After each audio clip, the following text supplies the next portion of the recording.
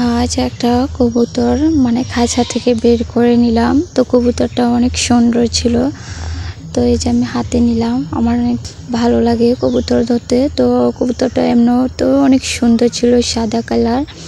আসসালামু আলাইকুম, আপনারা সবাই কেমন আছেন? আমিও আল্লাহর রহমতে ভালো আছি।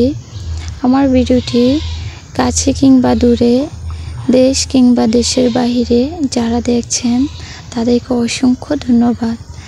এই যে বাচ্চাগুলো দেখছেন, ওরা একটা এই যে পাখিটা ধরে নিয়ে আসছে, তো এটা কোনোভাবেই যাচ্ছে না উড়ে। তো এই হাতে নিলে হাতি চুপচাপ বসে থাকে। তো এখন আমি চেষ্টা করব হাতে নেওয়ার। এদিকে রুমি বলতেছে যে আপু তোর হাতে নে পাখিটা। তো এই পাখিটার নাম কি জানি না, ওরা প্রতিনিয়ত একটা না একটা পাখি পায়।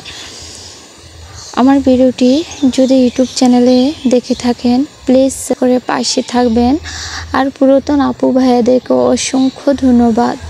তো এই যে চলে যাচ্ছি বিকালবেলা নানুর বাড়ি শিফা মাকে নিয়ে।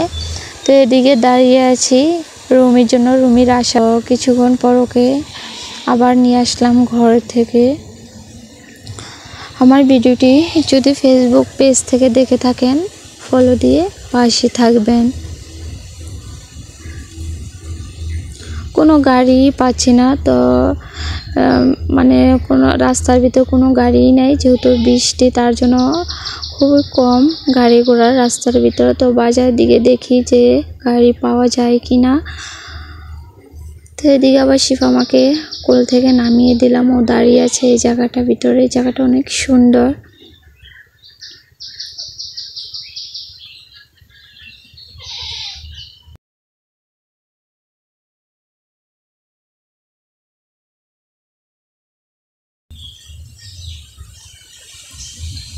তো আমি একটু ভিতরে দেখলাম যে ঘর বাড়ি উঠেছে কিনা, উঠায় নাই।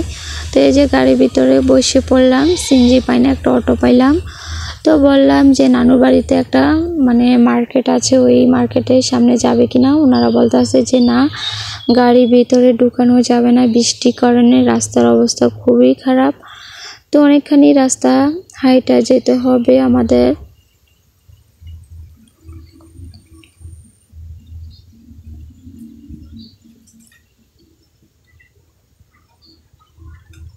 বৃষ্টি কতদিন থাকে বলা যায় না, তার জন্য চলে আসলাম নানুর বাড়ি।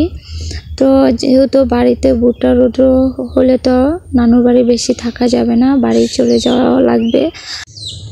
আজকের ভিডিও পর্যন্তই, আল্লাহ হাফেজ।